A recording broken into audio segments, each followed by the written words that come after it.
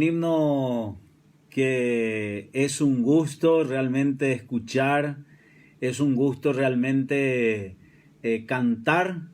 La última estrofa de este himno que dice así: pronto por su voz llamados, vamos a él. Reunidos velo adentro, vamos a él. Viene él mismo a arrebatarnos, nunca más a separarnos. Para siempre a gozarnos, vamos a él. Creo que esta separación física que estamos viviendo en estos días nos llena de gozo, de alegría, poder escuchar estas palabras cuando dice: viene él mismo a arrebatarnos, nunca más a separarnos, para siempre a gozarnos, vamos a él. Qué privilegio que tenemos los creyentes, los hijos de Dios, para gozarnos en esta esperanza de que Cristo viene a buscarnos. Quiero saludar a todos los que ya están conectados. Un privilegio enorme volver a estar en contacto con todos y leer juntos la palabra de Dios, la Biblia. Y creo que estos días en el que estamos viviendo, estos tiempos, como ya dijimos en el último contacto que hemos tenido por este mismo medio, ha dejado curioso a creyentes y no creyentes, a los hijos de Dios y a los que no conocen a Dios también. Entonces, creo que es demasiado oportuno, demasiado importante recordar lo que el Señor Jesucristo había dicho en las Sagradas Escrituras. Y la palabra de Dios dice: he aquí, vengo pronto y mi galardón conmigo. En Apocalipsis capítulo 22 dice: he aquí, vengo pronto y mi galardón conmigo, para recompensar a cada uno según sea su obra. Y como dijo el apóstol Pablo, si nosotros no vamos a predicar esta esperanza, entonces nuestro evangelio es en vano. No sirve nuestro evangelio. Si no vamos a hablar de la resurrección de los muertos, de la segunda venida de nuestro Señor Jesucristo a llevar a su iglesia, creo que en vano murió Cristo y en vano predicamos el evangelio. Pero hoy quería mirar, como ya hemos visto en la primera comunicación juntos, cuáles son las señales que hay acerca de la venida del Señor Jesucristo. El compartimiento anterior hemos mirado si todo esto que está sucediendo son principios de dolores o era un caso aislado nada más. Y creo que no hay duda de que todo lo que está ocurriendo actualmente en el mundo no podemos dejar de ver en el cumplimiento de las Sagradas Escrituras, principalmente cuando el Señor dijo: todo esto va a ser principio de dolores, allá en Mateo capítulo 24. Y el apóstol Pablo, en 1 Corintios capítulo 15, él dejó algo bastante esperanzador y algo que puede tranquilizar a los creyentes, a los hijos de Dios. Él dijo en 1 Corintios capítulo 15: he aquí os digo un misterio. Y cómo da gusto a escuchar misterios, algo que está escondido, algo que no conoce todos. He aquí os digo un misterio. No todos dormiremos, pero todos seremos transformados. En un momento, en un abrir y cerrar de ojos, a la final trompeta, porque se tocará la trompeta, y los muertos serán resucitados incorruptible. Luego nosotros seremos transformados, porque es necesario que esto corruptible se vista de incorrupción y esto mortal se vista de inmortalidad. En la primera carta de Tesalonicenses, el apóstol Pablo también dice: por lo cual os decimos esto en palabra del Señor, que nosotros que vivimos, que hayamos quedado, no precederemos a los que durmieron. Los que hayamos quedado hasta la venida del Señor, no precederemos a los que durmieron. Porque el Señor mismo, con voz de mando, con voz de arcángel y con trompeta de Dios, descenderá del cielo, y los muertos en Cristo resucitarán primero. Luego nosotros, los que vivimos, los que hayamos quedado, seremos arrebatados juntamente con ellos en las nubes, y allí estaremos siempre con el Señor. Vamos a estar en la presencia del Señor en las nubes. Cuando el Señor Jesucristo le dijo a sus discípulos que todo esto era principio de dolores, y dio algunas señales de su de su venida para arrebatar a su iglesia, y creo que esto tenemos que identificar muy bien, que lo que estamos próximo a experimentar los creyentes no es la segunda venida del Señor Jesucristo. Lo que vamos a experimentar ahora, según la palabra de Dios, es el arrebatamiento. Cristo viene a llevar a su iglesia, a los creyentes, a los hijos de Dios, a todos los que han aceptado al Señor Jesús como su Salvador personal, a los que creyeron en Él y limpiaron sus ropas con la sangre del Señor Jesucristo. Pero antes de hablar de las señales que que están ocurriendo en estos días y que encontramos en la palabra de Dios, el cumplimiento de las señales de la venida de Cristo para llevar a su iglesia, me pareció muy oportuno hablar acerca de un tema que me preguntaron en estos días. Y la pregunta que me hicieron, y algunos creyentes tienen esta incógnita, es que si los creyentes entran o no en la gran tribulación.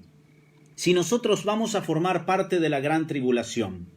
Y yo creo que brevemente, como les dije, podemos meditar en esto y tener esa afirmación con toda seguridad a la luz de la palabra de Dios. Yo creo que si nosotros recordamos cómo Dios le recuerda a los creyentes o cómo se le nombra a los creyentes en la Biblia y quién es la iglesia para Cristo, creo que puede ayudarnos bastante.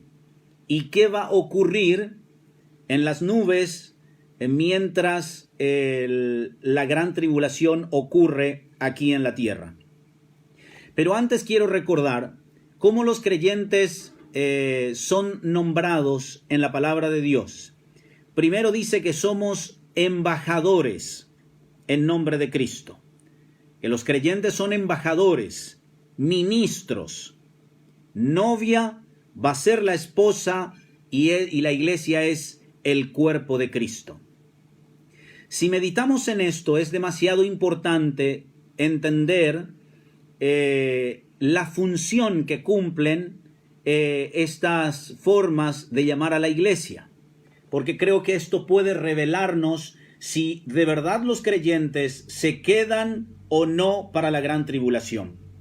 Primero tenemos que tener en cuenta que los embajadores y los ministros de un país que va a ser declarado en guerra con otro país no puede quedarse en el estado beligerante. Si Paraguay va a declararle la guerra a la Argentina, necesariamente el gobierno paraguayo tiene que retirar a todos sus embajadores, a todo su cuerpo diplomático del estado o del territorio argentino para que luego comience la guerra. Y como para tener una idea, durante la gran tribulación, Dios declara la guerra al mundo impío y a las huestes celestiales que cayeron con Satanás, a los demonios. Dios va a ejecutar juicio contra las naciones y contra el mundo impío, va a derramar su ira y su enojo contra los hombres que no le aceptaron a Cristo como su Salvador personal. ningún embajador en la tierra, embajador de Cristo, puede continuar en la tierra cuando Dios le declare la guerra al reino de este mundo, al reino de Satanás.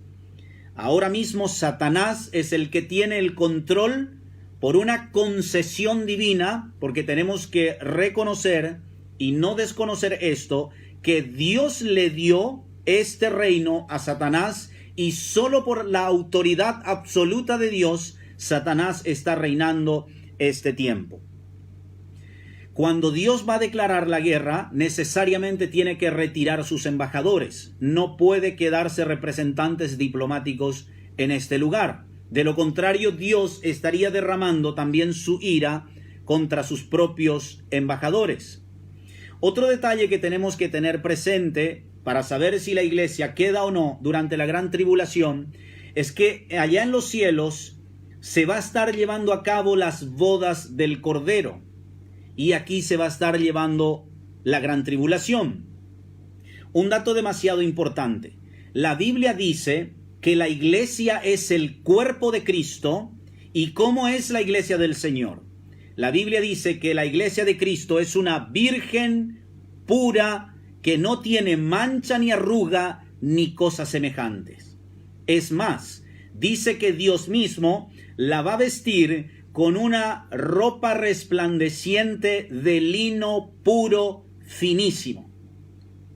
Y creo que podemos recordar algunos detalles del Antiguo Testamento para tener en cuenta y para entender cómo va a ocurrir las bodas del Cordero y cómo es totalmente imposible que ningún creyente se quede en la gran tribulación.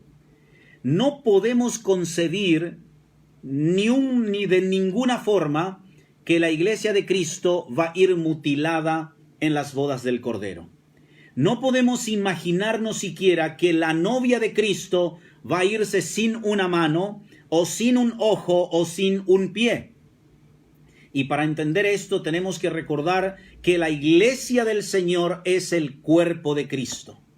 Y creo que allí hay infinidades de cosas bíblicamente en la cual podemos maravillarnos y gozarnos de que Cristo va a venir a llevar a su iglesia de forma completa.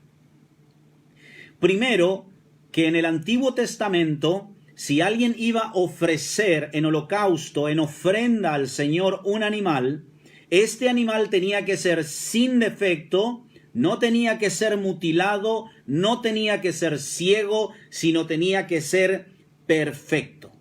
Eso era lo que se le podía ofrecer al Señor en ofrenda. ¿Cómo podemos imaginarnos que la iglesia de Cristo va a ser presentada a Dios? ¿Cómo podemos imaginarnos que la novia del Cordero puede ser presentado mutilada cuando parte de su iglesia ha quedado en la gran tribulación y solamente una parte de los fieles fueron llevados en la presencia del Señor? Es totalmente una doctrina pervertida, una doctrina engañosa que no tiene nada que ver con el glorioso evangelio de nuestro Señor Jesucristo. Otra cosa que tenemos que tener presente al respecto: el Señor dice que la iglesia es su cuerpo, y en eso estuve meditando en estos días. Si la iglesia es el cuerpo del Señor, ¿cómo es que el cuerpo del Señor volverá a sufrir la ira de Dios, siendo que Dios quedó satisfecho con la obra que Cristo hizo en la cruz, en el Calvario? Y para entender esto, dice la palabra de Dios que todos los creyentes hemos sido bautizados en el cuerpo de Cristo. Somos miembro del cuerpo de Cristo. ¿Cómo podemos imaginarnos siquiera que Dios otra vez va a permitir que el cuerpo de su Hijo, clavado por los romanos en la cruz, en el Calvario, golpeado por los romanos en el Calvario, y que ha bebido toda la ira de Dios y satisfizo la demanda de justicia que tenía Dios, ¿cómo siquiera podemos volver a pensar que Dios va a permitir que su Hijo, el cuerpo de su Hijo, pueda ser sujeto del juicio de Dios? Eso es una mentira, no puede ser y no va a ocurrir tal cosa. Cristo viene a llevar una iglesia que Él compró con su propia sangre y es suficientemente capaz de hacer perfectos con una sola ofrenda a los santificados. Cuando estaba escuchando que alguien me dijo que algunos creyentes infieles se van a quedar para la gran tribulación, pude decir, no hay mentira más grande ni una blasfemia contra el glorioso nombre y la gloriosa obra de nuestro Señor Jesucristo. Primero, que si yo creo que un creyente puede llegar a quedarse en la gran tribulación, yo estoy diciendo que la sangre de Cristo no es lo suficientemente capaz de limpiar de todos los pecados a los santificados. Y creo que es una herejía tan grande como aquellos que dicen que existe el purgatorio. Si yo creo que algún creyente va a quedarse en la gran tribulación por desobediente y para purgar alguna desobediencia, entonces me lo tengo que creer también que existe el purgatorio. Que las personas se mueren, se van al purgatorio y luego de purgar sus penas van a entrar en la gloria de Dios. Creo que es una mentira muy grande en la cual los creyentes podemos quedarnos tranquilos y esperanzados y con seguridad de que Cristo viene a llevar a una iglesia que Él compró, que Él limpió por su propia sangre, y la sangre de Cristo es suficientemente capaz de perdonar y de limpiar todos los pecados de aquellos hombres que se acercan a Él con fe y con arrepentimiento. Otra cosa con el cual podemos refutar con total autoridad de la palabra de Dios es que la palabra de Dios dice que todos los creyentes vamos a comparecer en el tribunal de Cristo.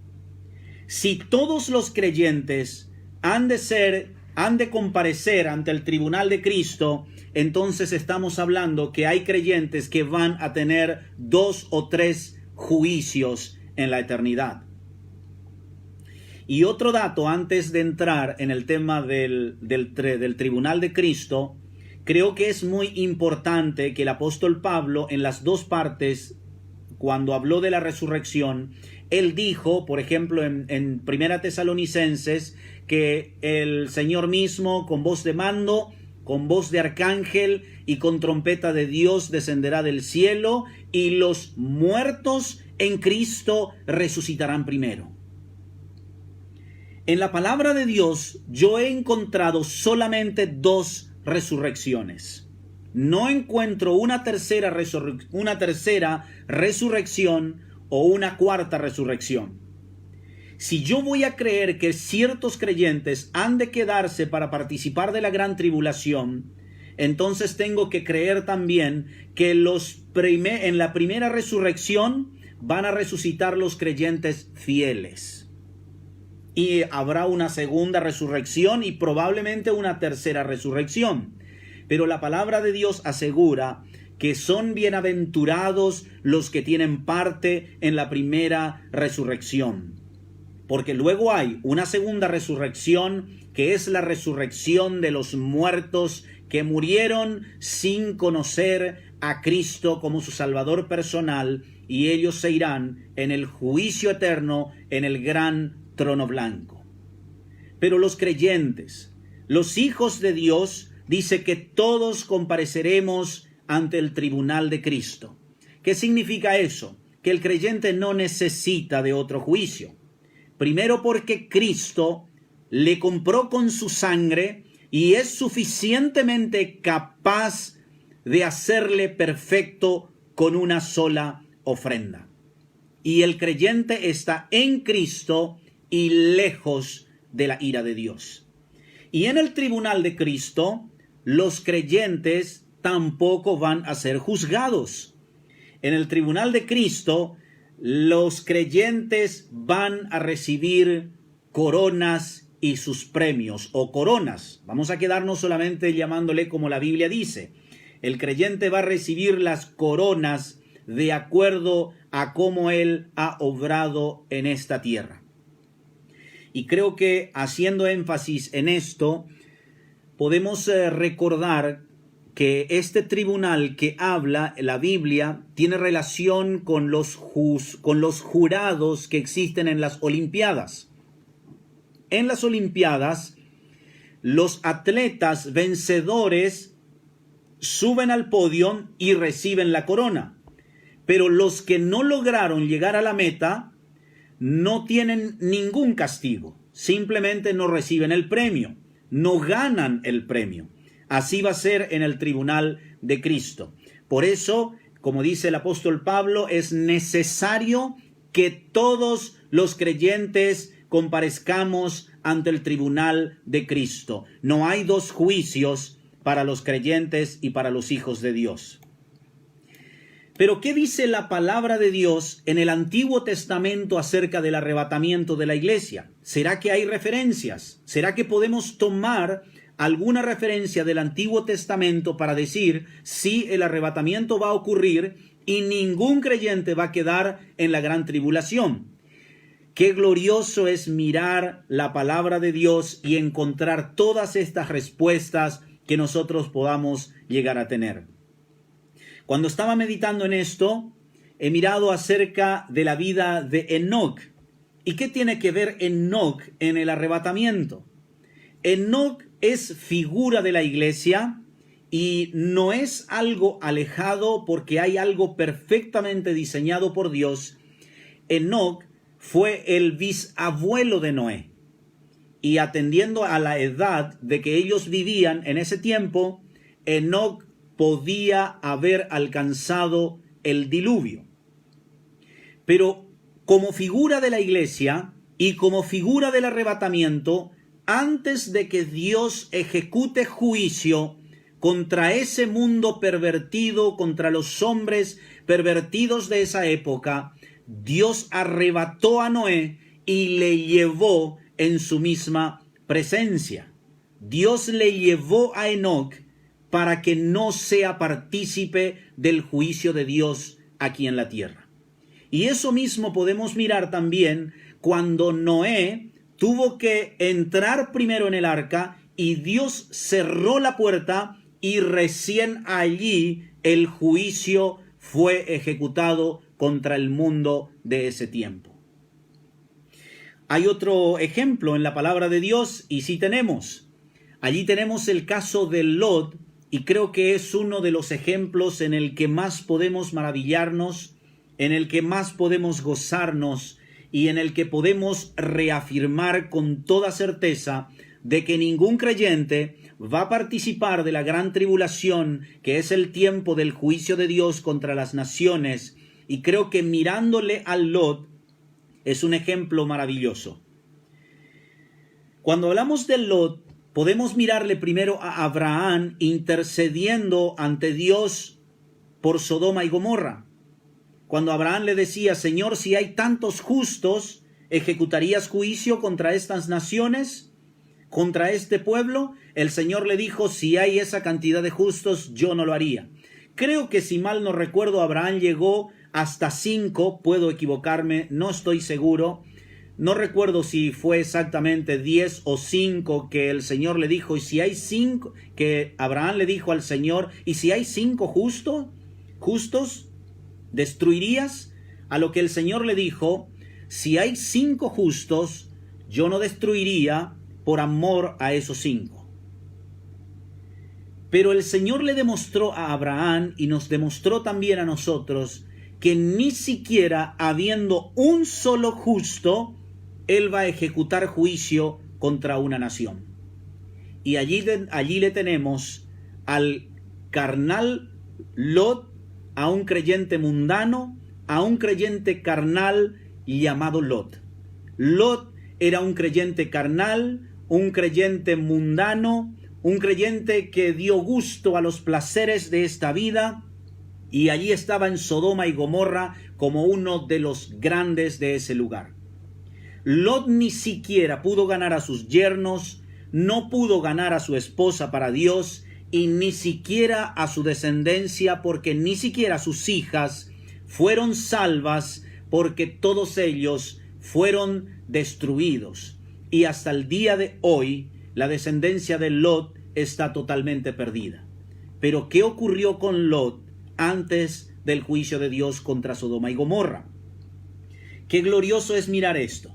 Dios tuvo que arrebatarle a Lot, no importa que él haya sido un creyente carnal, un creyente mundano, Dios le quitó con la fuerza de Sodoma y Gomorra, porque nunca Dios va a permitir que su hijo, que un hijo que él compró con su sangre, pueda ser destruido con el mundo impío.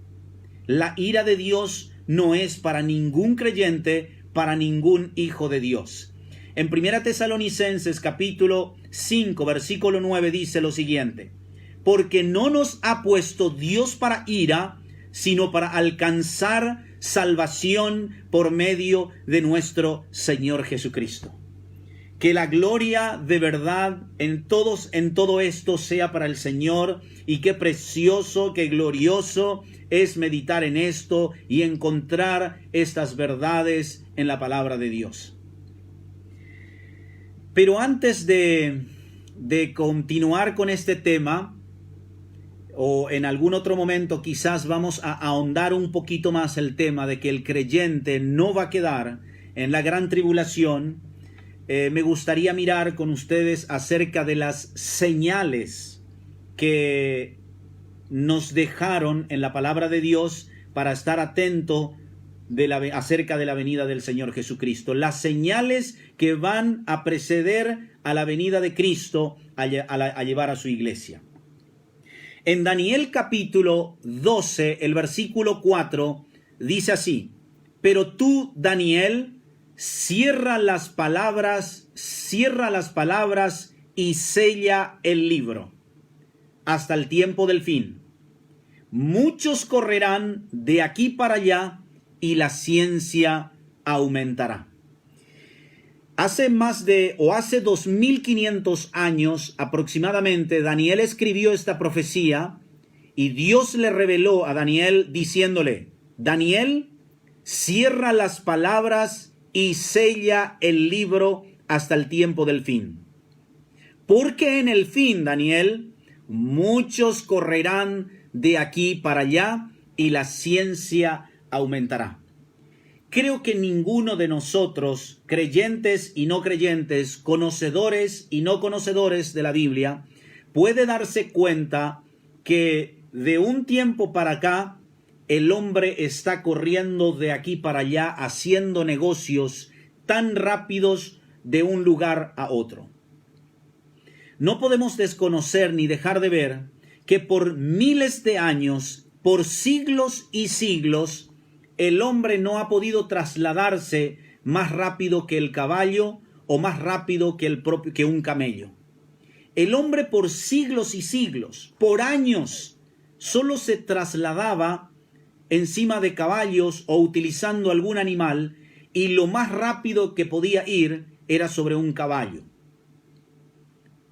Otra herramienta, otro medio de transporte que el ser humano utilizaba eran los camellos. Quizá habrá otros también, como los bueyes que conocemos aquí en nuestro país, que también, y creo que en algunos lugares hasta todavía existen. Pero no fue sino hasta el año 1900, finales de la década de 1890 y principios del año 1900, que se inventó el automóvil y empezó el hombre a recorrer en automóviles. Pero ni aun eso puede dejar de mostrarnos que recién en la década del 90 aproximadamente el hombre empezó a construir y a fabricar autos de muchísima velocidad, aviones de gran velocidad, aviones que rompen la barrera del silencio, aviones que viajan a la velocidad de la luz, del sonido, mejor dicho, rompen la barrera del sonido y van más rápido, o sea que van a la velocidad de la luz. Aviones veloces que hoy hacen que un ser humano hoy pueda estar en un lugar y en horas pueda estar ya en el otro lugar del planeta. Otro detalle que Daniel recibió como revelación para nuestros días es que la ciencia aumentará. Una vez en la universidad yo recuerdo a un compañero que lastimosamente es ateo. Me dijo, cuando hablábamos de estos temas, me dijo, pero Wilfrido, esto es normal que la ciencia aumente. En eso no hay ningún descubrimiento. Es natural que la ciencia vaya en aumento. Si hoy se descubre algo, naturalmente mañana se va a descubrir más cosas sobre eso y va a adelantarse un poquito más. Aparentemente hay una verdad en esa afirmación. Pero si nosotros miramos las Escrituras y miramos la historia, podemos encontrar que Daniel estaba hablando de nuestros días. La ciencia aumentará. El hombre no tenía nada de tecnología por siglos y siglos y siglos. Recién en el siglo pasado, entre los años 1900 y 2000, el ser humano empezó a crear la tecnología. Empezó a construir. Y si vamos a hacer un poco más concentrado la situación, podemos decir que a partir de los años 1990 y ya este año 2000, del año 2000 para arriba, la tecnología sufrió un aumento vertiginoso que ahora actualmente no sabemos hasta dónde nos puede llevar. Desde la creación de la computadora, desde la creación de los teléfonos inteligentes, los smartphones, el ser humano ha crecido en tecnología. ¿Quién podía imaginarse que aunque hoy todos estuvieran encerrados en sus casas, las clases todavía podían darse y podían darse en vivo por sobre todas las cosas? Aún esto que nosotros estamos haciendo. Es algo sorprendente que aunque personas estén kilómetros de nosotros, puedan estar viéndonos y escuchándonos. Y esto es solamente, creo que, un granito de arena de las tecnologías que existen en el mundo.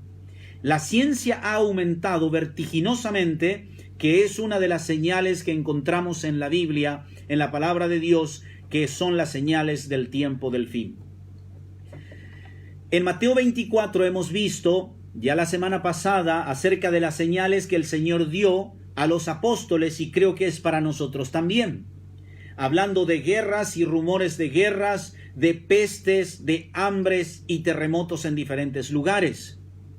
Creo que todos nosotros somos testigos de que este planeta se ha vuelto mucho más peligroso en los últimos tiempos para vivir. Es muy difícil. Y bíblicamente podemos decir que el planeta cada día va a ser más peligroso para habitar, porque tanto las fuerzas políticas y las fuerzas naturales hacen que este mundo sea cada vez más difícil de vivir. Las guerras, los rumores de guerras, las pestes, la economía que es muy maltratada por las grandes autoridades, la corrupción ha hecho que el mundo tenga que vivir gimiendo de dolores. En Apocalipsis capítulo 11 hay un versículo que dice: y se airaron las naciones, y su ira ha venido, y el tiempo de juzgar a los muertos, y de dar el galardón a tus siervos, los profetas, a los santos y a los que temen tu nombre, a los pequeños y a los grandes, y de destruir a los que destruyen la tierra. Dios dice que va a destruir a los que destruyen la tierra. Creo que hoy nosotros podemos ver también el aumento vertiginoso del armamento, de los armamentos en el mundo. Por siglos y siglos, el hombre no podía sino disparar algunas flechas, algunas pequeñas lanzas y pelearse con espada en las grandes guerras. Hoy no podemos desconocer que el ser humano, los países poseen armas devastadoras que pueden hasta inclusive extinguir el mundo entero y al hombre en su totalidad si se llegan a ejecutar esas bombas que se tienen. Las bombas atómicas, y hay otras bombas que el hombre ha creado mucho más poderosas que ellas y que pueden destruir el planeta en cualquier momento. Dios ha dejado esta profecía en el Apocalipsis y dice que Él va a destruir a los que destruyen la tierra. Otra señal de los últimos tiempos, el apóstol Pablo le dijo a Timoteo, también debes saber esto. Era una necesidad que Timoteo y nosotros sepamos esto, que en los postreros días vendrán tiempos peligrosos, porque habrá hombres amadores de sí mismos, avaros, vanagloriosos, soberbios, blasfemos, desobedientes a los padres, ingratos, impíos, sin afecto natural, implacables, calumniadores, intemperantes, crueles, aborrecedores de lo bueno, traidores, impetuosos, infatuados, amadores de los deleites más que de Dios, que tendrán apariencia de piedad, pero negarán la eficacia de ella. A estos evita. Creo que este texto, un poquito extenso, con este texto el apóstol Pablo le dio una radiografía de los hombres, y si miramos esta carta a Timoteo, la segunda carta de Timoteo, capítulo 3, si miramos la segunda carta a Timoteo, vamos a encontrar que este texto principalmente está hablando de los falsos profetas. Porque el apóstol Pablo le habla a Timoteo ya en el capítulo 2 cómo debe ser un buen siervo de Jesucristo. Y en el capítulo 3 le advierte a Timoteo y le dice, debes saber esto, que habrán hombres que tienen apariencia de piedad, pero van a negar la eficacia del evangelio, la eficacia de la verdadera adoración a Dios. ¿Y cómo van a ser estos pastores? Estos hombres que tienen apariencia de piedad, que aparentemente hablan de las cosas de Dios. Dice el apóstol Pablo, inspirado por el Espíritu Santo, que estos hombres van a ser amadores de sí mismos. Van a querer vanagloria, van a buscar ocasión para vanagloriarse de algo. Van a querer aparecer en cualquier parte para poder vanagloriarse en nombre del Evangelio. Tendrán apariencia de piedad, pero negarán la eficacia de ella. Dice que serán avaros, soberbios y blasfemos. Persona que habla mal y habla mal de las cosas de Dios. Habla mal de Dios y habla mal de las cosas de Dios. Creo que no podemos dejar de ver también este tipo de hombres en estos días. Otra señal que son aquellas que ya hemos visto, como el caso de Noé y Lot, porque el Señor en Lucas 17 le dice a Noé, como fue en los días de Noé, así también será en los días del Hijo del Hombre. Comían, bebían, se casaban y se daban en casamiento hasta el día en que entró Noé en el arca y vino el diluvio y los destruyó a todos. Asimismo, como sucedió en los días de Lot, comían, bebían, compraban, vendían, plantaban, edificaban. Mas el día que Lot salió de Sodoma, llovió del cielo fuego y azufre y los destruyó a todos. Y creo que esto es algo muy revelador. En el versículo 30 de Lucas 17 dice, así será en el día en que el Hijo del Hombre se manifieste. Y creo que aquí podemos mirar la conducta de los hombres en estos tiempos. La decadencia moral, como ha ocurrido en los días de Noé, la decadencia pervertida de los hombres. Hoy en día tenemos hombres, como dice la palabra de Dios, hombres con hombres y mujeres con mujeres. La decadencia moral de estos últimos tiempos, y hoy nuestros ojos son testigos de cómo los hombres y las mujeres se pervierten y tienen la mente pervertida. Y como en los días de Noé y como en los días de Lot, sin vergüenza alguna, salen en las calles a mostrarse como orgullosos de lo que ellos son. Creo que nuestros ojos pueden ver y gloriarse en el cumplimiento de las profecías, pero también llamarnos la atención de que Cristo viene pronto. Y lo otro que podemos mirar es lo que dice el versículo 29. Mas el día en que Lot salió de Sodoma, no importa cuál era la situación espiritual de Lot, aunque no era un hermano que vivía fielmente con el Señor, Dios le arrancó a Lot de Sodoma y Gomorra. A partir de allí, Dios ejecutó sentencia contra Sodoma y Gomorra. Pero de estas cosas, de estas promesas de que el Señor viene pronto, ya han pasado más de 2000 años. Y seguimos esperando al Señor. Pero como dice el apóstol Pedro, oh amados, no ignoréis esto, que para el Señor un día es como 1000 años y 1000 años como un día. El Señor no retarda su promesa, según algunos la tienen por tardanza, sino que es paciente para con nosotros, no queriendo que ninguno perezca, sino que todos procedan al arrepentimiento. El Señor sigue dando oportunidad a todo el mundo. El Señor sigue dando oportunidad a los escogidos. El Señor sigue dando oportunidad a todas las personas para que vuelvan a Dios. Venid luego, dice Jehová, y estemos a cuenta. Si vuestros pecados fueren como la grana, como la nieve serán emblanquecidas.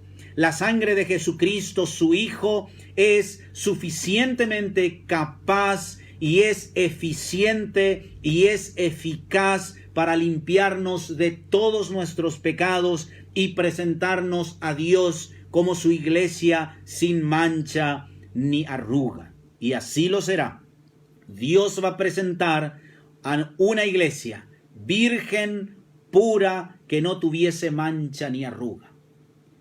Pero para los que no le tienen a Cristo en su corazón, esto es una advertencia para que corran a Cristo, para que vayan a Cristo. La palabra de Dios dice, así que arrepentíos y convertíos para que sean borrados vuestros pecados y vengan de la presencia del Señor tiempos de refrigerio, tiempos de paz. Vaya a Cristo, no juegue con la eternidad. Cristo viene a llevar a su iglesia. El arrebatamiento está muy próximo a ocurrir. Sin exagerar y decir y apresurarnos y arriesgarnos en decir que Cristo viene tal fecha. Tal cosa no existe. Y cuando escuchamos por allí que algún pervertido que utiliza el Evangelio dice que el Señor va a venir tal fecha, que el Señor está allí, que el Señor está allá, que el Señor está allí, no los creáis, lo dijo el Señor Jesucristo. El día y la hora nadie lo sabe, pero el Señor nos dejó estas señales para que nosotros podamos mirar cuando Él está a punto de volver. Y creo que hemos visto todo esto, todos los acontecimientos de que el Señor viene pronto a llevar a su iglesia. Si tú no le tienes a Cristo en tu corazón, ven a Cristo esta misma noche. Ven así como eres, confesando tus pecados y creyendo en la obra de Cristo que ha hecho en la cruz en el Calvario. Y hay una noticia maravillosa, el pasaje que está en Juan capítulo 6, el versículo 37 dice, todo lo que el Padre me da, vendrá a mí, y el que a mí viene, yo no le echo fuera. Quiero dejarte esto sobre el corazón. Si tú vas a Cristo hoy mismo, confesándole tus pecados, diciéndole a Él, Señor, aquí estoy, sálvame, no quiero irme en el infierno, líbrame de tu ira venidera. Estoy seguro, y como dijo un hermano, con la autoridad de la palabra de Dios, te puedo asegurar que hoy mismo Dios va a inscribir tu nombre en el libro de la vida, Dios va a recibirte en sus brazos y va a salvarte por toda la eternidad. Solo por fe y creyendo en la obra de Cristo, gratuitamente por la obra que Cristo hizo en la cruz del Calvario. Qué lindo es saber que hay un Salvador. Qué lindo es saber que Él vino a buscar y a salvar lo que se había perdido. Y si tú estás en esa lista, hoy Cristo quiere salvarte extendiéndote su mano y creyendo en la obra de Cristo que ha hecho en la cruz en el Calvario. Y para los creyentes, para los hijos de Dios, cuando estas cosas comiencen a suceder, erguíos y levantad vuestras cabezas, porque vuestra redención está cerca. Cristo viene a librarnos de este mundo peligroso. Cristo viene a llevarnos en su presencia en un lugar donde ya no habrá más llanto ni dolor, y así estaremos siempre con el Señor, alabando el glorioso nombre de nuestro Señor Jesucristo. Que el nombre de Dios sea alabado y confiemos en el Señor y descansemos en Él. Él viene pronto a llevar a su iglesia. Amén.